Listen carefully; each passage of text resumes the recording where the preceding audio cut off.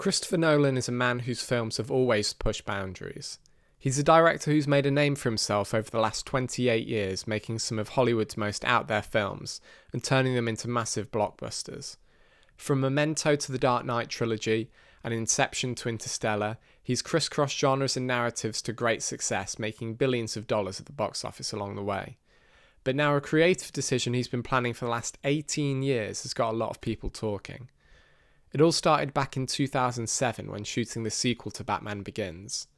After having a fascination with the format of IMAX from an early age, Nolan started experimenting by shooting parts of The Dark Knight using IMAX film cameras. Because of the limitations of the technology, he started with only a few sequences, like the bank heist and the truck flip, and has slowly incorporated more IMAX into each of his films, leading to where we are now with the Odyssey becoming the first film to be fully shot in the format. But shooting an entire film in IMAX 70mm cuts off a portion of the film for people watching in a regular cinema. So does that make it anti-art? Let's have a look. 3 years ago, 3 days after 2023's Barbenheimer phenomenon, my friend Sam released a video called "Why Christopher Nolan is Wrong About the Big Screen." And I dug it. In Sam's video, he talks about Christopher Nolan's almost religious views on cinema and how they clash with his own philosophy of filmmaking as an audience member. For example, Nolan shot parts of Oppenheimer on IMAX 70mm film, meaning the full aspect ratio could only be seen on an IMAX screen projecting the physical reels of film. Now, although this is an undeniably cool way of watching the film, it could be seen as pretentious and exclusionary to the average Joe who just wants to watch a good old movie. They might not have the time or money to travel to an IMAX location just to watch a new film in the best possible format. And why should they? Why should someone have to pay through their nose just to get a couple extra inches of Cillian Murphy on the top and bottom of the screen? Now it's 3 years later and Christopher Nolan has just released his new film, The Odyssey, shot entirely with IMAX 70mm cameras.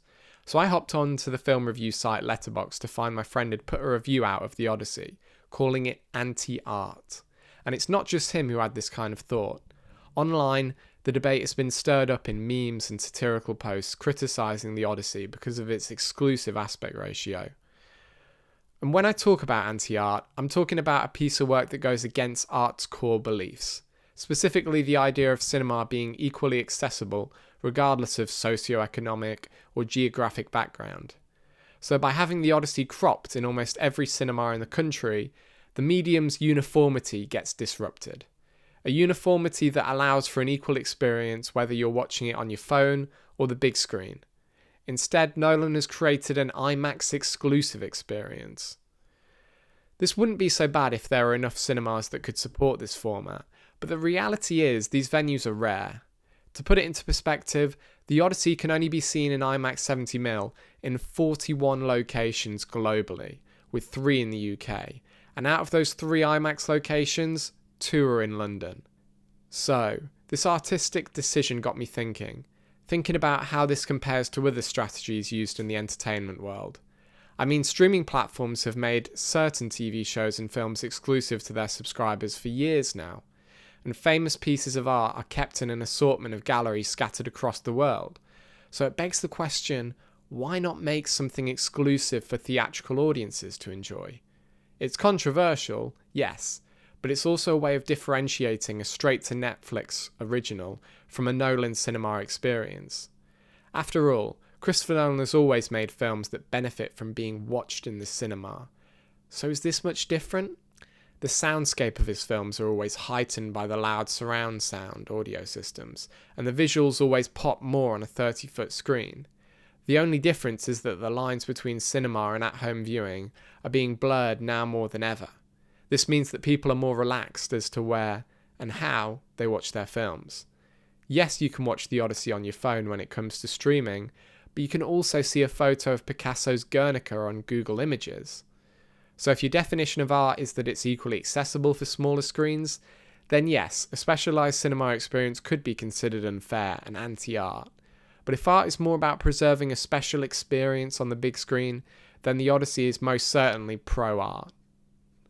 Without a doubt, IMAX is an exceptional way to watch a film, and Homer's epic poem is a fitting story to see on this grand canvas.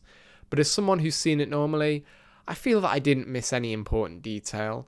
Besides, if cinema is becoming like works of art, then so be it. It could end up breathing new life into the cinemas once again. Who knows? Overall, as much as I'm opposed to the idea of making cinema exclusive, I can appreciate that Christopher Nolan is experimenting and pushing film to new heights. In a lot of ways, he's the last bastion of old Hollywood, and one of the few auteurs people will leave the comfort of their homes to come out and see. So although I understand where people are coming from, I have to salute the man for keeping this kind of filmmaking alive, however hard it may be to see it in its purest form. Thanks for watching, I've been Never Hold Back, and I'll see you in the next one. Bye.